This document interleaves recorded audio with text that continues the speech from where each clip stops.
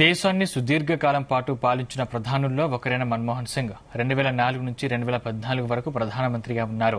అంతకుముందు పేవి హయాంలో ఆర్థిక మంత్రిగా పనిచేసిన మన్మోహన్ భారతదేశంలో ఆర్థిక సంస్కరణల రూపశిల్పిగా చెబుతారు. తొలి ప్రధాని నెహ్రూ తర్వాత ప్రధానిగా ఒక టర్క్ పూర్తి చేసుకుని రెండోసారి మళ్లీ ఎన్నికైన ఘనత మన్మోహన్ సింగ్కు దక్కుతుంది. ఆ తర్వాత నరేంద్ర మోదీ వరుసగా 3 సార్లు ప్రధాని అయ్యారు.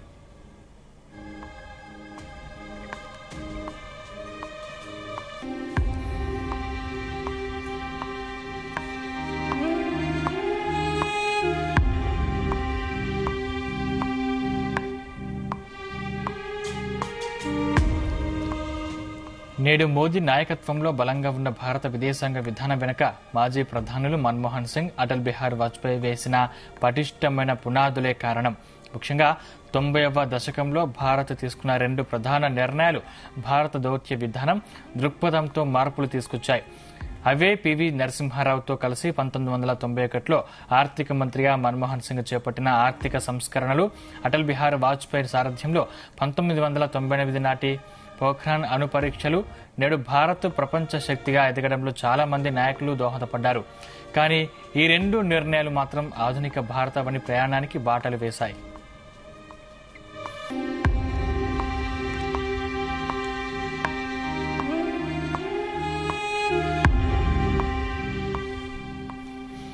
మన్మోహన్ ఆర్థికవేత్త అయినప్పటికీ విదేశీ వ్యవహారాలపై కూడా అంతే ఆసక్తి చూపేవారు.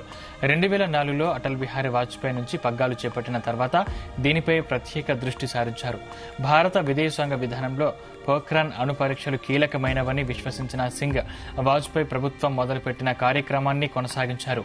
ఈ క్రమంలో వచ్చిందే అమెరికాతో పౌరాణు ఒప్పందం. మన్మోహన్ సింగ్ సాధించిన అతిపెద్ద విజయాల్లో ఇది ప్రత్యేకమైంది. భారత విదేశాంగ విధానంలో ఇది ఒక మైలురాయిగా నిలిచిపోయింది. ఆయన దూరదృష్టికి, నాయకత్వ లక్షణాలకు అద్దం పట్టింది.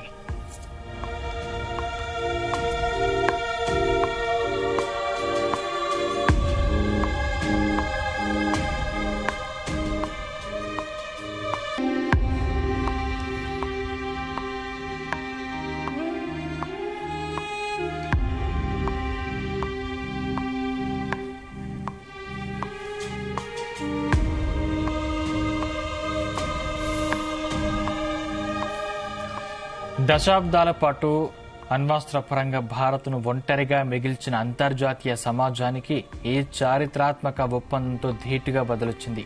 అమెరికా నుంచి అణు ఇంధన లభ్యత, పౌర అణు సాంకేతికతలో సహకారం సహా ఎన్నో దీర్ఘకాలిక ప్రయోజనాలు అందించే ఈ ఒప్పంద కార్యక్రమం దాల్చడంతో మన్మోహన్ అవిశ్రాంత కృషి చేశారు.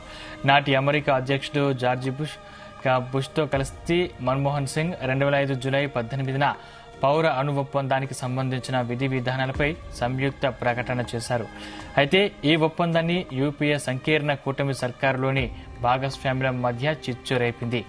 మిత్రపక్షాలైన కమ్యూనిస్టు పార్టీలు తీవ్రంగా వ్యతిరేకించాయి. ప్రభుత్వం కుప్పకూలే ప్రమాదం ఉన్నా మన్మోహన్ లెక్క చేయకుండా ముందుకెళ్లారు. విశ్వాస పరీక్షలో గట్టెక్కి ప్రభుత్వాన్ని కాపాడుకున్నారు. ఈ క్రమంలో 2008 అక్టోబర్లో అణు ఒప్పందం కార్యక్రమం దాల్చింది.